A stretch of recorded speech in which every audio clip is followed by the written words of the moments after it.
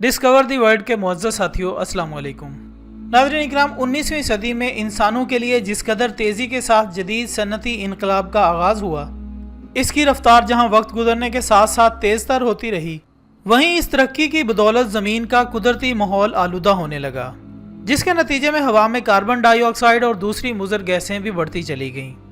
और इस कदर बढ़ी कि हवा, खुश्की और पानी गर्जिया के कुर्राए अर्ज़ पर कोई जगह ऐसी न बच पाई जो इस आलूदगी का शिकार न हुई हो।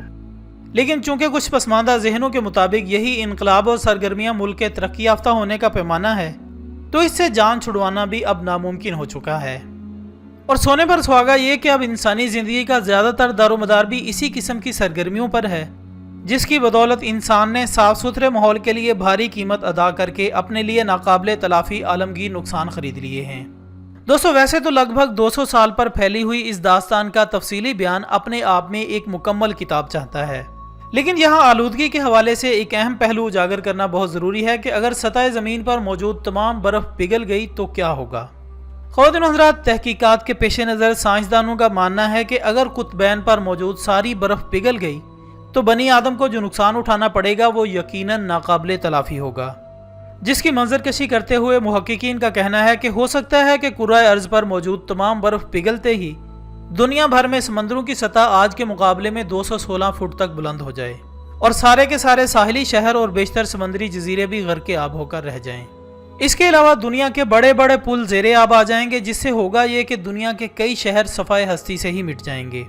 जबकि अफ्रीका के ममालिक में सूरत हाल इससे भी कहीं ज़्यादा बदतर होगी।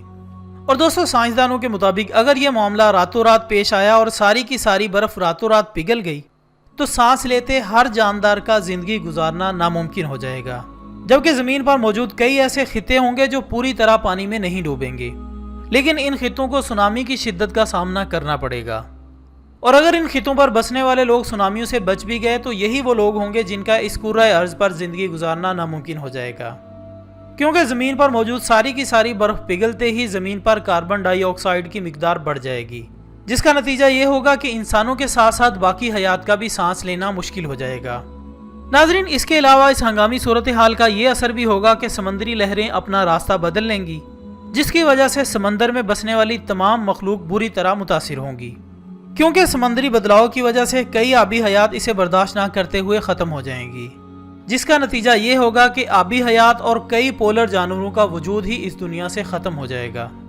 रेगिस्तान के इलाकों में भी भारी बारिशें शुरू हो जाएंगी। जहां भारी बारिशें होंगी वहां ज़मीन पर सख्त किस्म के शगाफ पड़ जाएंगे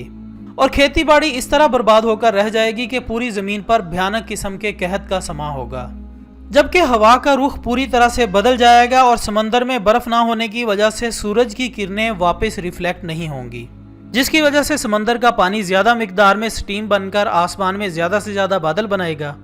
और फिर सारे के सारे बादल पहाड़ी इलाकों में इकट्ठे हो जाएंगे और वहां भारी बारिशें होंगी,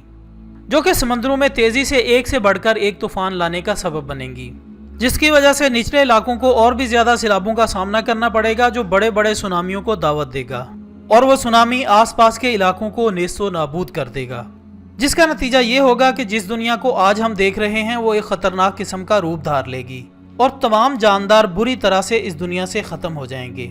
मुअज़्ज़ज़ नाज़रीन, ये जहन में रखिए कि यह सूरत हाल सरासर मफरूज़े के तौर पर बयान की गई है, क्योंकि कुतबैन की बर्फ़ पिघलने का अमल रातों रात या 1-2 साल में होना मुमकिन ही नहीं, जिसकी वजह यह है कि न सिर्फ ज़मीन बहुत बड़ी है बल्कि सारी खराबी के बावजूद भी बर्फ़ की मिकदार बहुत ज़्यादा है,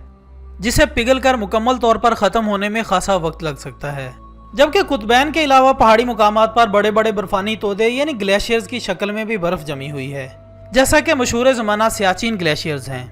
इन ग्लेशियर्स का कुछ हिस्सा गर्मियों के मौसम में पिघलता है और पानी की शक्ल में दरियाओं का हिस्सा बन जाता है, जिससे ज़री ज़मीनें सिराब होती हैं और इंसानों को अपनी बूदोबाश के लिए पानी मुयस्सर आता है। यानी मौसमी बारिशों के अलावा ग्लेशियर्स का पिघलना भी खुसूसी अहमियत रखता है। अगर माहौल में तवाज़ुन हो तो गर्मियों के बाद ग्लेशियर्स के इलाकों में शुरू होने वाली बर्फबारी सिर्फ चंद महीनों में ही इन ग्लेशियर्स को पहले जैसा कर देती है। अलबत्ता बढ़ते हुए दर्जा हरारत और कुतबैन पर तेज़ी से कम होती हुई बर्फ़ के नए नए रिकॉर्ड इसी तरफ इशारा कर रहे हैं कि अगर ज़मीनी माहौल दुरुस्त करने के लिए फौरी और ठोस इकदाम ना किए गए तो ये ख़तरनाक मौका शायद हमारी तवक्कुआ से बहुत ही आगे चला जाएगा,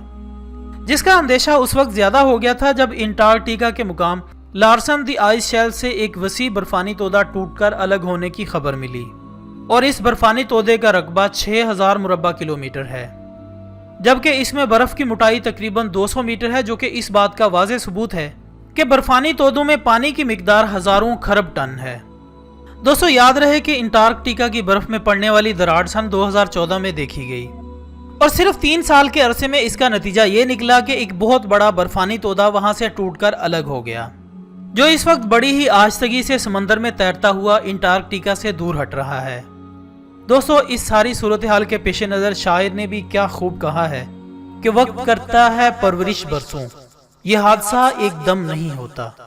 आखिर में अल्लाह अज़्ज़ वजल से दुआ है कि वो हमें ग्लोबल वार्मिंग जैसे बड़े अजाब से खलासी अता फरमाए। आमीन सुम्मा आमीन। वीडियो पसंद आने की सूरत में इसे लाइक करें, फेसबुक और व्हाट्सएप पर अपने दोस्तों के साथ शेयर करें और कमेंट्स की सूरत में हमें ज़रूर बताइएगा कि आपको हमारी ये काविश कैसी लगी। हम कल इंशाल्लाह दोबारा हाजिर होंगे एक और अच्छी सी वीडियो के साथ। तब तक के लिए अपना दोस्तों, रिश्तेदारों और गिरदोनवाह के तमाम लोगों का बहुत ख्याल रखिएगा। अल्लाह हाफिज़।